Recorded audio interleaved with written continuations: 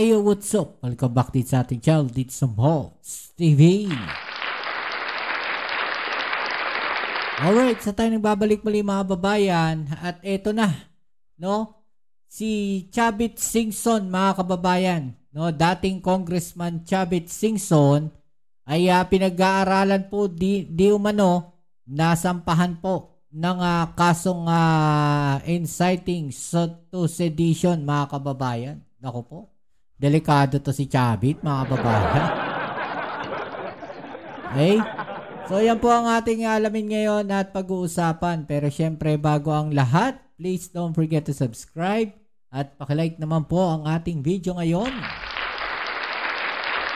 Syempre, shoutouts tayo sa mga followers at mga subscribers natin dyan. Maraming salamat po sa inyong suporta, sa mga palagi po nandiyan dyan. Shoutouts po sa inyo.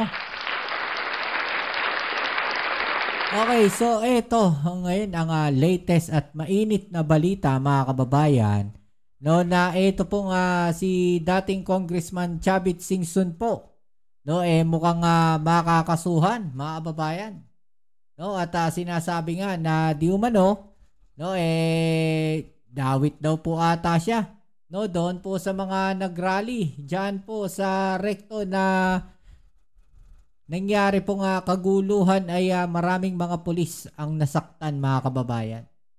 'Di ba? At ang masama diyan, puro kabataan po. No, yung nagamit diyan po sa rally na 'yan mga kababayan. Kawawa naman yung mga kapulisan natin.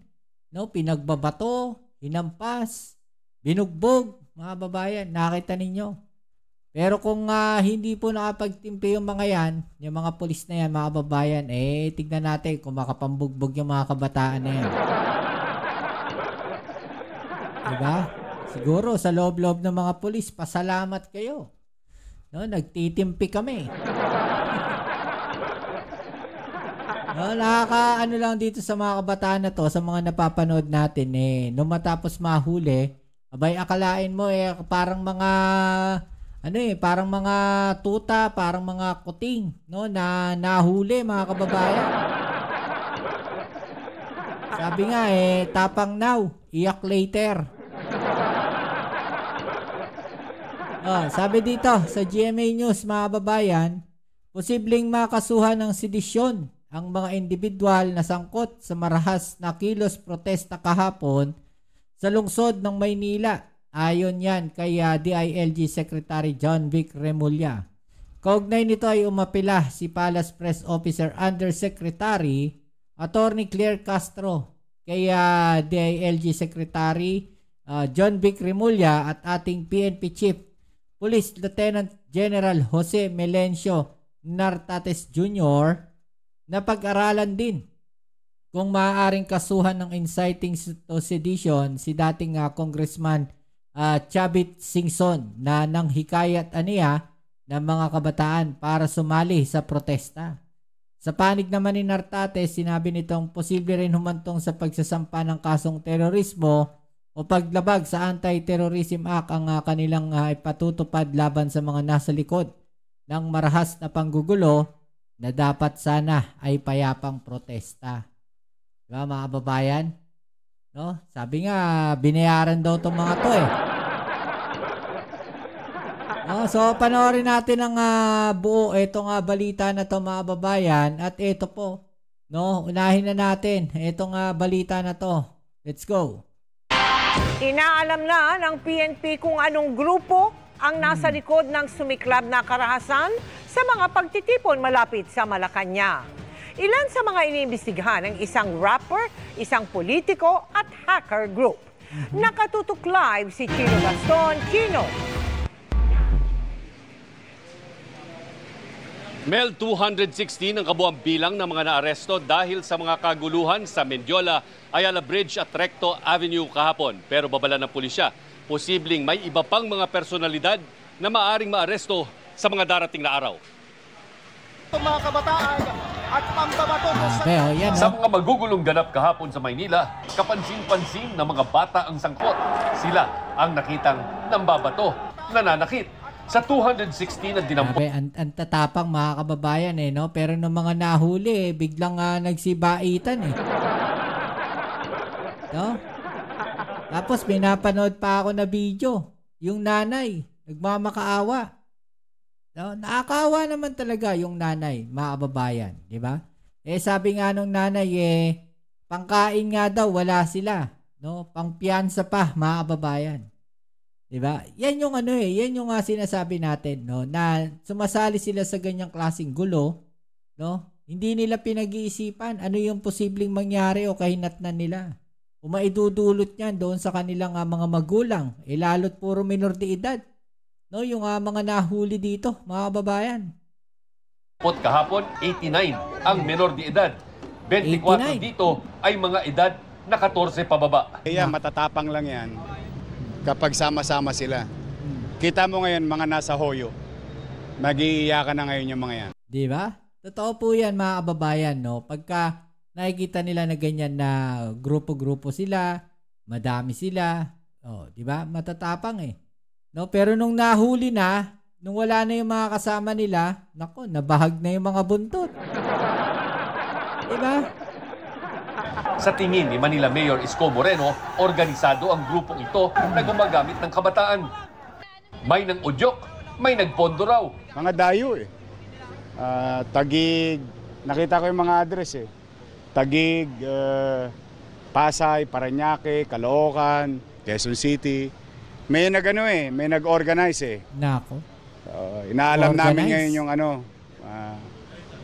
may mga balita kami, mga dating politiko, Filipino-Chinese. May isa naman, lawyer. Ayan yung mga binabantayan namin yan. Sa pagtatanong ng MPD sa mga dinampot kahapon, may isang rapper ang nabanggit. Pero hindi pa sinabi ng pulisya kung sino ito. Ano po ba yung nagtulak sa mga batang ito, itong mga individual ito, bakit kailangan nilang gawin? Yun po yung kailangan nating i-check doon. At kung nalaman naman po natin na wala naman po talagang siyang nilalabag, itong sinasabing nag-inspire sa kanila, so be it po. Ang sa atin po dito, nakakita po tayo dito ng overt na violation ng krimen. Actually, alam na namin kung anong grupong yan. Pero hindi pa namin pwedeng sabihin kasi yung actual participants, kinoconnect pa namin sa kanila. So, you give us a few days at we will confirm after all the interviews and the interrogations are done. Sa mga magulang ng mga suspect, kung ako sa inyo, kausapin nyo na yung mga anak ninyo at tulungan ang pulis na ituro na ninyo kung sino yung mga taong behind that. Kasi kung hindi, kayo lang ang kayo lang ang babalikat sa problemang binigay ninyo sa Maynila na inyong pananagutan sa mata ng batas. Ang Department of Information and Communication o DICT, iniimbestigahan naman ang isang hacker group. Nakikipag-ugnayan po ako doon sa mga tao sa Anonymous PH. Hindi pa po sila nagdi-disavow kung sila nga o hindi sila yung gumawa nito. Pero may mga persons of interest na po tayo na minamatyagan. Sila ang nagsimula ng panawagang magsuot ng itim na maskara at damit na sinasabayan ng ilang personalidad at grupo sa social media. Nakikipag-ugnayan na rin po kami sa social media platforms para dito sa mga personalidad na ito. Sinisikap pa ng GMA Integrated News na makuha ang panig ng Anonymous PH. Ayon sa PNP, isa sa iniimbestigahan nila kung pwedeng tawaging terrorist act ang naganap. Partikular, ang panunulog ng isang container van at motorsiklo kasama na ang pananakit na ginawa sa mga kapulisan. It will be a result of the continuing investigation as yung ebidensya po ay tinitignan natin. So that's why maybe it can lead to terrorism or violation of the Anti-Terrorism Act. Sa tala ng PNP, mahigit 100 pulis ang nasugatan. May halos 20 ang na-admit sa ospital. May ilang matinding tinamong sugat. Pero wala raw nasawing pulis kahapon. Wala rin daw pulis na nagpaputok ng baril at walang nagtirgas. Ang mga grupong nanggulo raw ang naghagis ng molotov. Wala tayong hindi natin gagawin yun. At sana kung meron nangyari, may report na tayo na may ganyang incident. Wala tayong ganito. Hindi natin makukonfirm yan. Ang viral video na ito na kumalat kagabi, hawak daw ng MPD at inaalam kung may kinalaman ito sa gulo o wala. Sa ibang viral video na ilang beses nang na-share sa social media, isang nakaitim na protester umano ang nadapa at agad tinutukan ng baril ng mga nakaitim na miyembro ng MPD SWAT. May video din na nakahandusay ang isang lalaking duguan ng ulo at tila wala ng buhay. Ipinakita namin ang mga videong ito sa Manila Police District para kumpirmahin kung totoo ang sinasabi ng mga nag-post. Pero hanggang ngayon, wala raw natatanggap na report ang PNP na may pulis na namaril o may rallyistang napatay ng mga pulis. Sa pahayag ng Department of Health, may 48 katao ang isinugod sa Jose Reyes Memorial Medical Center kahapon. Isang patay dahil daw nasaksak. Inaalam ng MPD kung talagang may kinalaman sa kaguluhan ng nasawi. Yun yung sinasabi natin eh, 'di ba? Mahaluan eh, 'di ba? Baka mahaluan ng ibang elemento, mga kababayan. O ngayon, may nadali. 'Di ba? So ngayon, sino sisisihin? Walang gustong umamin, 'di ba? Mel, lahat na mga impormasyon kaugnay ng mga posibleng ng udyok o nagpondo umano dito sa mga nagrally ay iimbestigahan daw ng PNP at kapag may sapat na ebidensya ay tiyak na pananagutin. Mel. Okay, so yung mga kababayan, no? So, iniimbestigahan na nila yan. At ito naman po ang sabi ng Palasyo o ni Yusek Claire Castro, mga kababayan, no? Tungkol nga po dito kay Chavit Singson. Dahil sinasabi nga na parang isa, no, itong si dating Governor Chavit Singson, no, ang nag-udyok, no, na lumaban itong mga kabataan. No, tuloy natin 'to. Ang gusto po ng Pangulo ay managot ang lahat ng tingnan nga natin, mga kababayan, no? Governor Chavit Singson, congressman. Dating congressman pala, mga kababayan. Ayan. Sorry naman. Maaaring managot at lahat maaaring sangkot sa marahas na nangyari. Iilan lamang, pero naging marahas ang ilan sa naging rally nitong linggo. So tayo na po ang makikiusap sa pamunuan po, especially kay Secretary John Vic Remulla, kay Acting PNP Chief General Natartes Jr., and of course sa DOJ, na busisiin mismo ang mga sinabi ni Mr. Chavit Singson.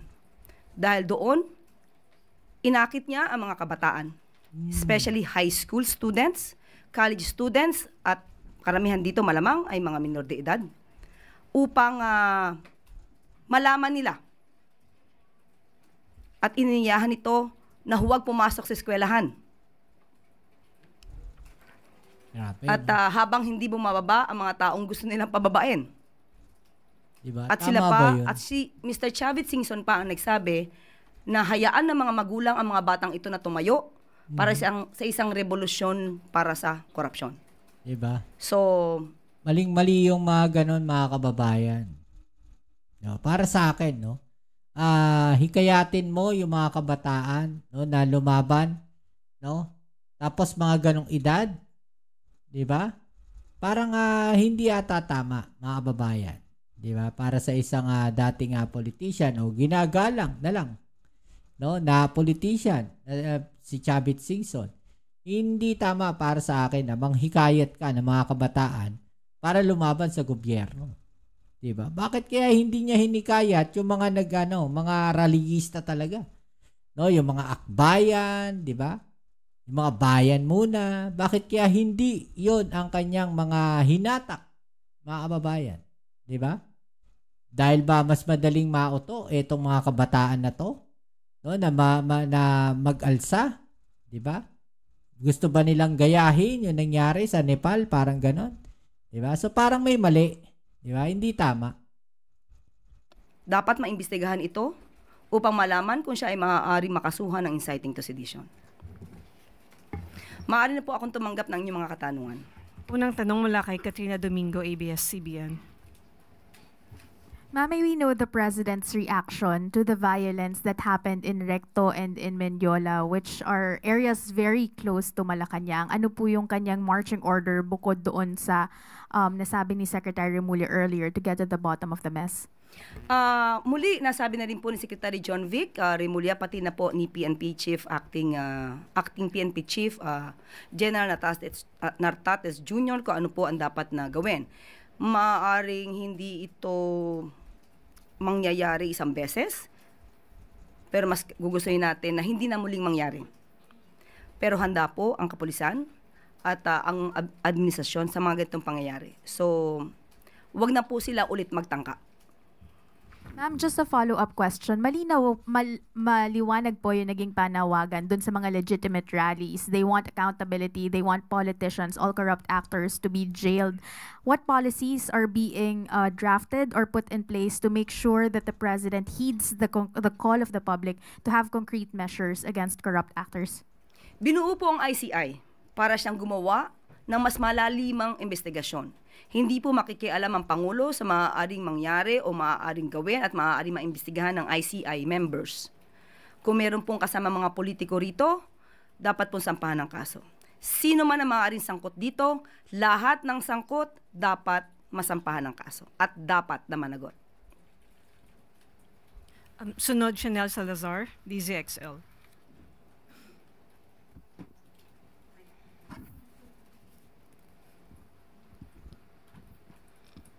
Good afternoon po, Yusek. May ilang magulang po na nasa harap ng Manila Police District na nagsasabi na yung mga nahuli daw po na anak nila ay hindi po kasama sa gulo at nadamay lang po kaya po naaresto. Ano po ang reaksyon ng Malacanang dito? At plano po bang...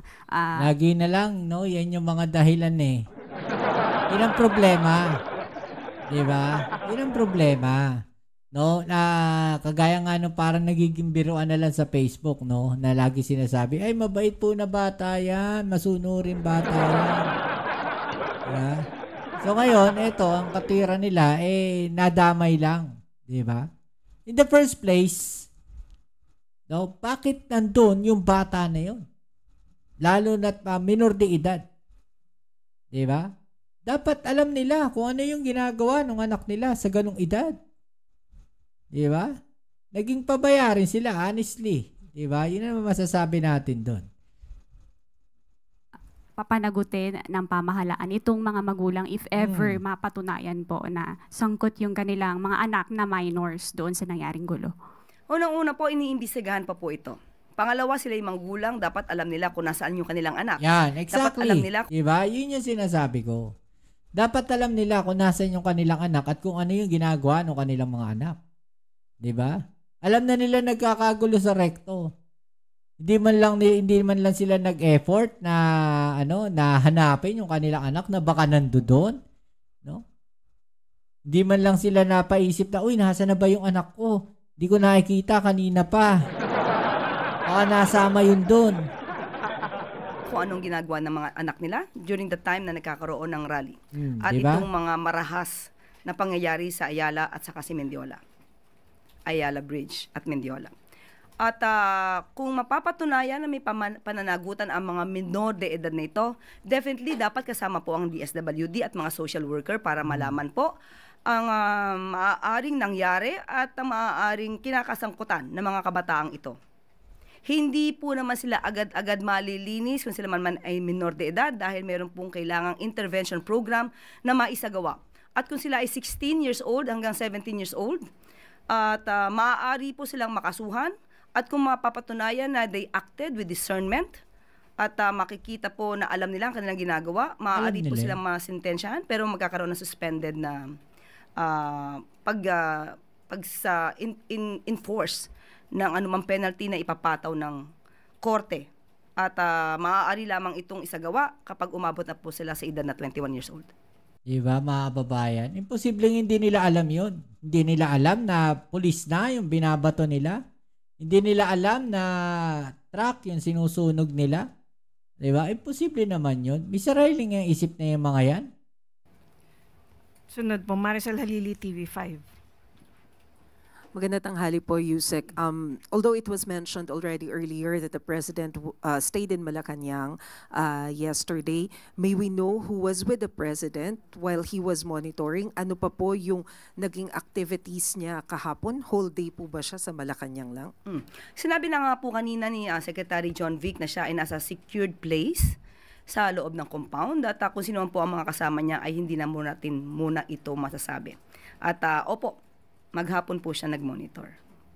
And may we know kung ano-ano na po yung activities ni PBBM today?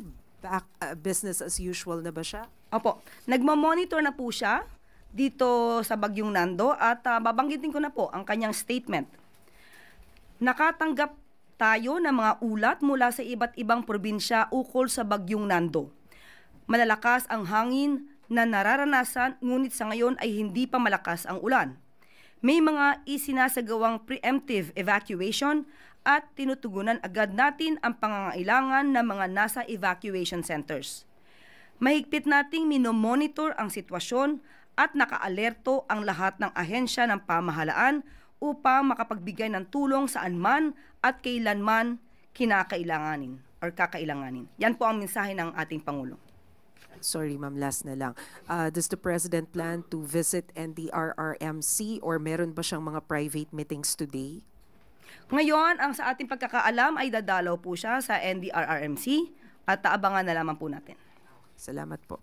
Sunod, Chloe Hafana. Good afternoon po, Yusek. With public unrest rising, what is the plan to protect domestic and foreign investment from reputational risk? And what assurances can the palace give to investors that corruption risks are being addressed effectively, especially after the President's pronouncement po during his SONA that foreign investors should go to the Philippines?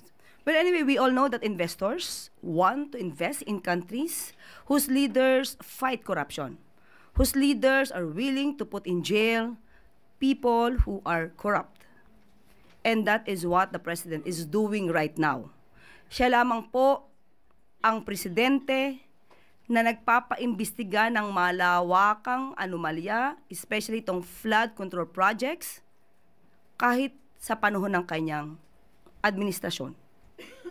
Wala sino man sa ngayon na nalalaman tayo na pinaimbestigahan niya ang sariling administrasyon. Lahat halos ay nagmamalinis. Pero ang Pangulo ay matapang na lumabas upang ipaalam sa tao ang maaaring pang-aabuso sa kaban ng bayan.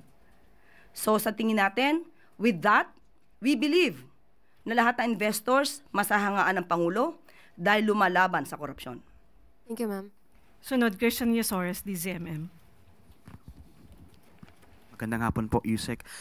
You mentioned kanina na open kayo dun sa possibility na baka maulit-ulit yung mga protesta kahapon. Ano po ang marching order ng Pangulo sa mga law enforcement agencies kung sakaling mag-spill over in the coming days or weeks yung mga ganong type po ng protesta na nangyari kahapon? Gayon pa rin po. Handa pa rin po ang ating kapulisan. Handa po ang administrasyon sa mga ganyang klaseng laban. At hindi po patitinag ang ating Pangulo sa mga ganyang threats.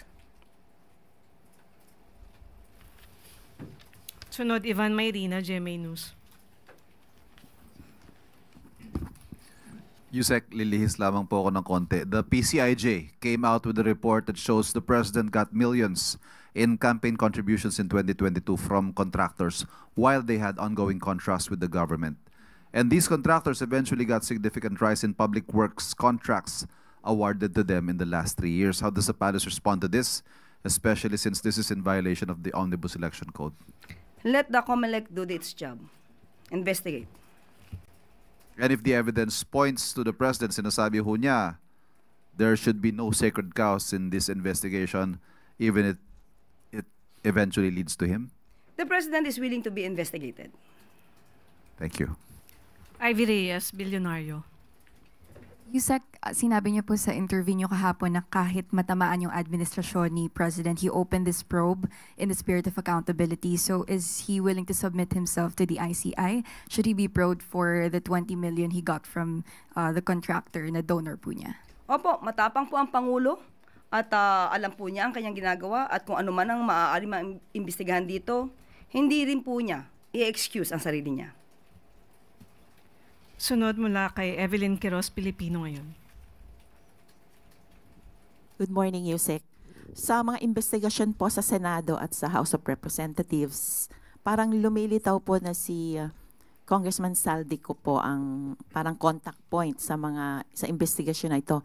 May impormasyon po ba ang palasyo kung nasaan po siya ngayon? Si Mr. Saldico, si Representative Saldico. Sa ating pagkakaalam, wala po sa ngayon. Tatanungin natin ang Pangulo kung may alam siya. Pero sa ngayon, wala po tayong nalalaman na anumang impormasyon patungkol siya. Kung sakali po ba ay pwede po bang willing ang Pangulo na parang mag-reach out naman po kay dating Speaker Martin Romualdez na siya pong speaker nung panahon niya na pabalikin na po sa bansa para magkaroon po ng linaw ang mga investigasyong ito. Sa ating pagkakaalam, meron na pong binigay na order si Speaker D, House Speaker D, na siya kailangan ng bumalik in 10 days. So, nandun na po yung utos. Hindi na po kinakailangan ng Pangulo ang mag-utos dito. Si Congressman Zaldico naman ay under po kay House Speaker. At kung hindi po siya tumalima sa 10 days, sa tingin niyo po ba may criminal liability po ba ito? Anong liability po ni Congressman Zaldico? Thank you Kung po. criminal liability sa hindi niya pagbalik, wala naman po tayo nakikita mag-aaring criminal liability. Pero baka maaari niya pong sapitin ang nangyari kay Congressman Teves. Kung yun po ang magiging aksyon ng House of Representatives. Sunod muna kay Michelle Gilang, All TV. Alright, so yung mga kababayan, no? Ito na, baka may makasuhan na mga kababayan dyan po sa nangyaring kaguluhan dyan po sa rally sa Recto at Mendiola po, no, kahapon. No? So ano masasabi nyo po dyan? I-comment sa ibaba nyo mga opinion at atin yung pag-usapan, alright? So yan muli, maraming salamat po sa inyong suporta. Kita-kits po tayo sa ating next video upload at pa-click na rin po ang notification bell para ma-update kayo pag may mga latest video uploads po tayo. Okay, so kita-kits tayo sa ating next video. Ito muli ang inyong kay Mobs Hits sa Mobs TV. Peace. I'm out.